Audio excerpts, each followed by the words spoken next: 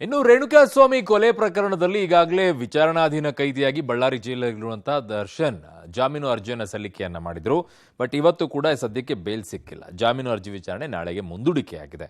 ದರ್ಶನ್ ಪರ ಹಿರಿಯ ವಕೀಲ ಸಿ.ವಿ. ನಾಗೇಶ್ ಅವರ ವಾದಕ್ಕೆ ಇವತ್ತು ಎಸ್ಪಿಪಿ ಪ್ರಸನ್ನ ಕುಮಾರ್ ಅವರು ಪ್ರತಿವಾದವನ್ನು ಮಂಡಿಸಿದ್ರು. ದರ್ಶನ್ ಅಂಡ್ ಗ್ಯಾಂಗ್ನ ಕ್ರೌರ್ಯವನ್ನ ಬಿಚ್ಚಿಟ್ಟಿದ್ದಾರೆ. ದರ್ಶನ್ ಪರ ವಕೀಲರಾದಂತಹ ಸಿ.ವಿ. ನಾಗೇಶ್ ಅವರು ಒಂದು ಮಾತನ್ನು ಹೇಳಿದರು. ಇದು ಮ್ಯಾಜಿಕ್ ಶೋ, ಪೊಲೀಸರು ಕಥೆ ಕಟ್ಟಿದ್ದಾರೆ ಅಂತ ಹೇಳಿ ಅದಕ್ಕೆ ಇವತ್ತು ಕೌಂಟರ್ ಅಟ್ಯಾಕ್ ಮಾಡಬೇಕಾದ್ರೆ ಒಂದು ಪದವನ್ನು ಬಳಕೆ ಮಾಡಿದರೆ ನಾಳೆ ಕೂಡ ರಕ್ತ ಚರಿತ್ರೆಯ ಕಥೆಯನ್ನ ಮುಂದುವರಿಸ್ತೀನಿ ಅಂತ ಹೇಳಿದ್ದಾರೆ. ಸೊ ಹಾಗಿದ್ದಾಗ ಏನೆಲ್ಲ ಇದೆ ಎಸ್ಪಿಪಿ ಅವರ ವಾದ ಅನ್ನುವಂಥದ್ದನ್ನ ನೋಡೋಣ. ಬಲಭಾಗದಲ್ಲಿ ರೇಣುಕಾಸ್ವಾಮಿ ಪಕ್ಕೆಲುಬನ್ನ ಮುರಿದಿದ್ದಾರೆ ಅಂತ ಹೇಳಿ, ದೇಹದ ಬಲಭಾಗದಲ್ಲಿ ಪಕ್ಕೆಲುಬು ಮುರಿದು ಹೋಗಿದೆ, ಅದು ಶ್ವಾಸಕೋಶಕ್ಕೆ ಚುಚ್ಚಿದೆ. ಎಡಭಾಗದಲ್ಲೂ ಕೂಡ ಪಕ್ಕೆಲುಬುಗಳು ಮುರಿದಿವೆ. ಶ್ವಾಸಕೋಶ ಪಕ್ಕೆಲುಬುಗಳ ಬಳಿಯೇ 17 ಬಲವಾದ ಪೆಟ್ಟು ಬಿದ್ದಿದೆ ಅನ್ನುವಂಥದ್ದು ಅವರ ವಾದವಾಗಿತ್ತಿವತ್ತು. ರೇಣುಕಾಸ್ವಾಮಿ ಸಾವು ಸಂಭವಿಸುವ ಮುನ್ನ ಎಲ್ಲಾ ಪೆಟ್ಟುಗಳು ಕೂಡ ಬಿದ್ದಿವೆ. ಸಾವು ಸಂಭವಿಸುವ ಮುನ್ನ ಈ ಎಲ್ಲಾ ಪೆಟ್ಟುಗಳು ಬಿದ್ದಿವೆ ಅನ್ನುವಂಥದ್ದು ಮರಣೋತ್ತರ ಪರೀಕ್ಷೆಯಲ್ಲಿ ಸಿಕ್ಕಿರೋದು. ರೇಣುಕಾಸ್ವಾಮಿಯ ಮೇಲೆ 39 ಮಾರಣಾಂತಿಕ ಹಲ್ಲೆಯಾಗಿದೆ ಅಂತ ಹೇಳಿ ಇದನ್ನು ಯಾಕೆ ಉಲ್ಲೇಖ ಮಾಡಿದ್ದಾರೆ ಅಂತಂದ್ರೆ, ದರ್ಶನ್ ಪರ ವಕೀಲರು ಹೇಳ್ತಾ ಇರೋದು ತಲೆ ಮೇಲೆ 1 ಸೆಂಟಿಮೀಟರ್ನಷ್ಟು ಮಾತ್ರ ಗಾಯವಾಗಿದೆ ಅಂತ ಹೇಳಿದ್ರು. ಅದಕ್ಕೆ ಕೌಂಟರ್ ಹೇಳ್ತಾ ಇದ್ದಿದ್ದೆವರು. ಮರಣೋತ್ತರ ಪರೀಕ್ಷೆಯನ್ನ ವಿಡಿಯೋಗ್ರಾಫಿ ಮಾಡಲಾಗಿದೆ. ಹೇಗಾಗಿತ್ತು, ಏನೇನು ದೇಹದ ಮೇಲೆ ಏನು ಬಿದ್ದಿದೆ ಅದೆಲ್ಲ ವಿಡಿಯೋಗ್ರಾಫಿ ಇದೆ ಅಂತ.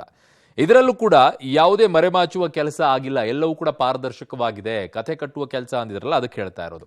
13 ಬಲವಾದ ಪೆಟ್ಟುಗಳು ಪೋಸ್ಟ್ ಮಾರ್ಟಂನಲ್ಲಿ ಪತ್ತೆಯಾಗಿದೆ. ಇದೆಲ್ಲವೂ ಕೂಡ ಬಹಿರಂಗವಾಗಿ ಕಾಣುವಂತಹ ಗಾಯಗಳು. ತಲೆಗೆ ಲಾರಿಯನ್ನ ಬಲವಾಗಿ ಗುದ್ದಿಸಿರೋದು ಗೊತ್ತಾಗಿದೆ. ತಲೆ ಹೋಗ್ಬಿಟ್ಟು ಲಾರಿ ಗುದ್ದಿಸ್ಬಿಟ್ಟಿದ್ದಾರೆ. ಇನ್ನೊಂದು ಬಲವಾದ ಪೆಟ್ಟು ಎದೆಯ ಮೇಲೆ ಬಿದ್ದಿದೆ, ಅದೇ ಪಕ್ಕೆಲೆ ಬಿದ್ದಿರೋದು. ಮರ್ಮಾಂಗದ ಮೇಲೂ ಕೂಡ ಭಯಂಕರವಾದ ಹಲ್ಲೆಯನ್ನ ಮಾಡಿದ್ದಾರೆ. ಮರ್ಮಾಂಗದ ವೃಷಣ ಚೀಲದಲ್ಲೂ ರಕ್ತಸ್ರಾವ ಆಗಿದೆ. ಇದೊಂದು ಭಯಾನಕ ರಕ್ತ ಚರಿತ್ರೆ ಅಂತ ಕರೆಯಬೇಕು ಅಂತ ಎಸ್ಪಿಪಿ ಪ್ರಸನ್ನ ಕುಮಾರ್ ಅವರು ವ್ಯಾಖ್ಯಾನ ಮಾಡಿರೋದು.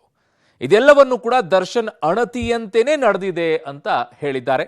ಅದರ ಜೊತೆಗೆ ಇದು ಅರೇಬಿಯನ್ ನೈಟ್ ಸ್ಟೋರಿ ಅಲ್ಲ ಅಂತ ಹೇಳಿದ್ದಾರೆ. ಮ್ಯಾಜಿಕ್ ಶೋ ಅಂತ ಹೇಳಿದ್ರಲ್ಲ, ಅದಕ್ಕೆ ಇದು ಯಾವುದೋ ಅರೇಬಿಯನ್ ನೈಟ್ಸ್ ಸ್ಟೋರಿ ಅಲ್ಲ, ಇದು ಅತ್ಯಂತ ಭಯಾನಕವಾಗಿದೆ, ರಕ್ತ ಚರಿತ್ರೆಯ ಕಥೆ ಇದು ಅನ್ನುವಂಥದ್ದನ್ನು ನಾಳೆಯೂ ಕೂಡ ಈ ರಕ್ತ ಚರಿತ್ರೆಯ ಕಥೆಯನ್ನು ಮುಂದುವರಿಸ್ತೀನಿ ಅಂತ ಇವತ್ತು ವಾದವನ್ನು ಮಂಡಿಸುವಂತ ಸಂದರ್ಭದಲ್ಲಿ ಹೇಳಿದ್ದಾರೆ. ಸೊ ಹಾಗಾಗಿ ನಾಳೆ ವಿಚಾರಣೆ ಮುಂದೂಡಿಕೆ ಆಗಿದೆ. ನಾಳೆ ಈ ಬಗ್ಗೆ ಸ್ಪಷ್ಟತೆ ಸಿಗತ್ತೆ. ಸೊ ಪದೇ ಪದೇ ರಿಪೀಟ್ ಮಾಡ್ತಾ ಇರ್ತೀವಿ ನಾವು ಈ ವಿಚಾರದಲ್ಲಿ. ಯಾಕಂದ್ರೆ ದರ್ಶನ್ ಪರ ವಕೀಲರು ವಾದ ಮಾಡ್ಬೇಕಾದ್ರೆ ತುಂಬಾ ಜನ ಕೇಳ್ತಾ ಇದ್ರು, ಸರ್ ಅವ್ರು ವಾದ ಮಾಡ್ತಾ ಇದ್ ನೋಡ್ಬಿಟ್ರೆ ಅವ್ರಿಗೆ ಜಾಮೀನು ಸಿಕ್ಬಿಡುತ್ತಾ ಸರ್ ಅಂತೆಲ್ಲ ಕೇಳ್ತಾ ಇದ್ರು. ನಾನು ಹೇಳ್ತಾ ಇದ್ದು ಒಂದೇ ಮಾತು, ಒಂದ್ ಸೈಡ್ ವಾದವನ್ನ ಕೇಳಿಸ್ಬೇಕಾದ್ರೆ ಎಲ್ಲರಿಗೂ ಭಾವನೆ ಬರೋದು ಹಾಗೆ, ಅವರೇ ಕರೆಕ್ಟು ಅನ್ನೋ ರೀತಿಯಲ್ಲಿ. ಎರಡನೇ ಸೈಡ್ ವಾದವನ್ನ ಕೇಳಿಸ್ಬೇಕಾಗಿದ್ರೆ ಅವಾಗ ನಿಮ್ಗೆ ಜಜ್ಮೆಂಟ್ ಮಾಡೋಕ್ಕೆ ಶುರು ಆಗುತ್ತೆ, ಅವಾಗ ಪ್ರಶ್ನೆಗಳು ಹುಟ್ಕೊಳ್ಳೋಕೆ ಶುರು ಆಗುತ್ತೆ, ಹೌದಲ್ವಾ ಅಂತೇಳಿ. ಎರಡು ಸೈಡ್ ಕರೆಕ್ಟ್ ಅನಿಸ್ತಾ ಇರುತ್ತೆ. ಅದೇ ನ್ಯಾಯಾಧೀಶರು ಈಗ ಎರಡನ್ನೂ ಕೇಳಿಸಿಕೊಂಡು ಜಾಮೀನು ಕೊಡಬೇಕಾ ಬೇಡವಾ ಅನ್ನೋದನ್ನ ತೀರ್ಮಾನ ಮಾಡ್ತಾರೆ. ಅದು ನಾಳೆನೇ ಆಗುತ್ತಾ, ಮತ್ತೆ ವಿಚಾರಣೆ ಮುಂದೂಡಿಕೆ ಆಗುತ್ತಾ ಗೊತ್ತಿಲ್ಲ.